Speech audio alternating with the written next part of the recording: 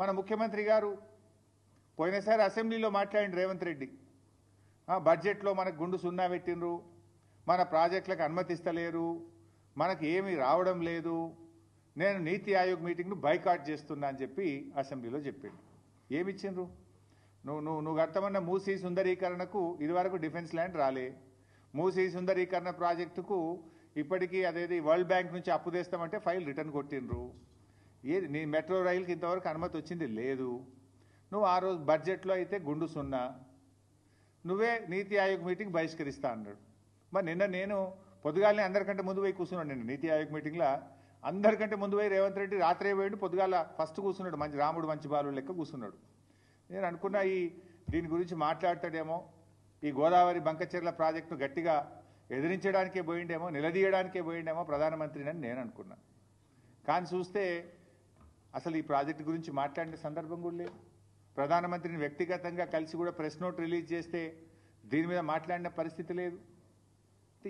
ఏం జరుగుతూ ఉంది? రేవంత్ రెడ్డి మాట్లాడాడు, ఉత్తమ్ కుమార్ రెడ్డి అయితే అసలే మాట్లాడాడు. ఏం చేస్తున్నాడు? నీటిపారుదల శాఖ మంత్రి ఏం చేస్తున్నట్టు, ముఖ్యమంత్రి ఏం చేస్తున్నట్టు, ఈ రాష్ట్రానికి ఇంత తీవ్రమని నష్టం జరగబోతా ఉంటే ఎందుకు స్పందించరు? మరి భారతదేశ అభివృద్ధిలో తెలంగాణ భాగస్వామ్యం లేదా? ఎందుకు తెలంగాణ పట్ల బీజేపీకి ఇంత కక్ష అని నేను అడుగుతా ఉన్నా. ఎందుకు బీజేపీ తెలంగాణ మీద పగబట్టింది అని నేను అడుగుతా ఉన్నా. ఇవాళ మీరు పోలవరం జాతీయ ప్రాజెక్ట్ ఇచ్చారు ఆంధ్రప్రదేశ్కు, సంతోషం, వి వెల్కమ్, మాకేం జలసీ లేదు. మాకెందుకు జాతీయ ప్రాజెక్ట్ ఇవ్వరు?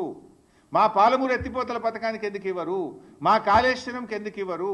మా సీతారామ ప్రాజెక్టుకి ఎందుకు ఇవ్వరు? ఆంధ్రప్రదేశ్కి ఆల్రెడీ పోలవరం జాతీయ ప్రాజెక్ట్ ఇచ్చారు. ఇప్పుడు రెండవది గోదావరి బంకచెర్లకు కూడా 80,000 కోట్ల రూపాయలు ఇస్తామంటున్నారు. దానికి 80,000 ఇస్తారు, పోలవరంకు 80,000 కోట్లు, దాదాపు 80,000 దాటుతుంది పోలవరం కూడా. అంటే 1,60,000 కోట్ల రూపాయలు ప్రాజెక్టుల నిర్మాణానికి ఆంధ్రప్రదేశ్కు సమకూరుస్తున్నారు. అందులో ఒక పై సంబంధం అన్న తెలంగాణకి ఇచ్చారా? 1%, 1,600 కోట్లని ఇచ్చారా అని అడుగుతా ఉన్నా నేను. ఇయ్యనప్పుడు 8 ఎంపీలు బీజేపీ గెలిచి ఏం ప్రయోజనం? 2 కేంద్ర మంత్రులు ఈ రాష్ట్రం నుంచి ఉండి ఏం ప్రయోజనం? మీరున్నది పదవులు అనుభవించడానికా, ప్రజలకు సేవ చేయడానికా? ఈ రాష్ట్ర హక్కులు కాపాడడానికా? ఈ రాష్ట్ర హక్కులు హరిస్తుంటే కళ్ళు మూసుకొని కూర్చోవడానికి ఉన్నారా అని చెప్పి నేను అడుగుతా ఉన్నా.